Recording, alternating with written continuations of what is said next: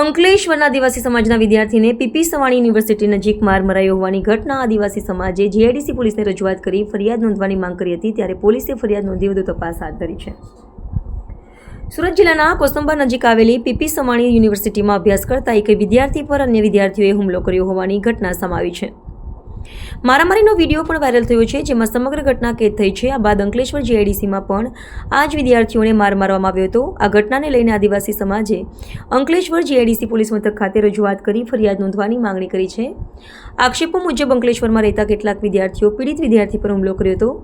જાતિ વિષયક મતભેદને કારણે માર મારવામાં આવ્યો હોવાનો દાવો કરવામાં આવી રહ્યો છે। હુમલામાં ઘાયલ થયેલો વિદ્યાર્થી ભાજપ નેતા ફતેહસિંહ વસાવાનો પુત્ર તનુજ વસાવા હોવાનું બહાર આવ્યું છે। ઘટના બાદ આદિવાસી સમાજમાં રોષ જોવા મળી રહ્યો છે અને ન્યાયસંગત કાર્યવાહી કરવાની માંગ ઉઠી છે।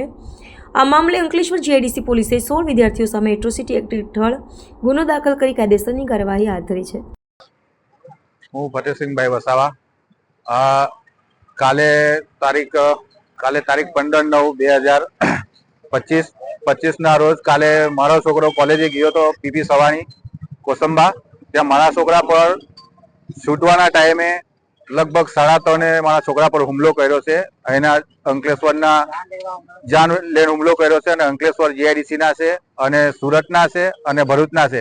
આ લોકો મારા છોકરાને લગભગ 3-4 મહિનાથી હેરાન પરેશાન કરતા હતા। એ ફક્ત એનું કારણ એવું છે કે મારા છોકરાએ ફોર્ચ્યુનર લઈને જાય છે અને ફોર્ચ્યુનર પર વસાવા લખેલું છે। હવે વસાવા લખેલું છે એ નંબર પ્લેટ કરવા માટે એ લોકો 4 મહિનાથી ટોર્ચર કરતા હતા। એને જેમ તેમ પકડે, એને કઈ હુમલો કરવો, કઈ રીતે એને, તો એ લોકોએ કાલે મારા છોકરાને 3:30 વાગે પૂરેપૂરી પ્લાનિંગથી એ લોકોએ લુખ્ખાઓ તત્વોને બોલાવ્યા સુરત બાજુથી અને ભરૂચ બાજુથી 30-35-40 જણ થઈને મારા છોકરા પર હુમલો કર્યો છે। મારા છોકરાને ઈજાઓ પણ થઈ છે અને એક ચેન પણ તોડી લીધી છે અને આજે પણ એ લોકો કોલેજમાં ધમકી આપતા હતા કે પોલીસ અમારું હું તોડી લેશે, અમારા બાપ દાદાઓ પર આવો તો બહુ બનાવો બન્યા છે, અમે કોઈથી ગભરાય, પોલીસ અમારું કઈ ઉખાડી નહીં લે, આવાથી અમે કઈ ગભરાય નહીં। અને અમારી જાતિ વિરુદ્ધ ગયા છે।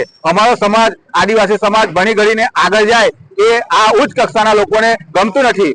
એટલે આ લોકોને અમે કલેક્ટરશ્રીને અને એસપી સાહેબને, હાલમાં નવા એસપી સાહેબ આવ્યા છે, એમને સૂચના આપીએ છીએ કે આ લોકોને એટ્રોસિટીમાં કોઈ દિવસ પણ એરેસ્ટ કરતી નથી, પોલીસ તાત્કાલિક છૂટી જાય છે। હમણાં સુપ્રીમનો નવો ચુકાદો આવ્યો છે કે એ લોકોને જામીન 6 મહિના સુધી મળવાની જોઈએ, તો અમે એ શરતે અને તાત્કાલિકના ધોરણે એ લોકોને એરેસ્ટ કરે પોલીસ અને એમની પર કાયદેસરની કાર્યવાહી કરે। નહીં તો કાર્યવાહી નહીં કરે 2 દિવસની અંદર તો અમે તાત્કાલિક આખા ગુજરાતના આદિવાસીઓ ભેગા થઈને આંદોલન કરીશું અને આંદોલન ગાંધી ચિંધ્યા માર્ગે આંદોલન કરીશું।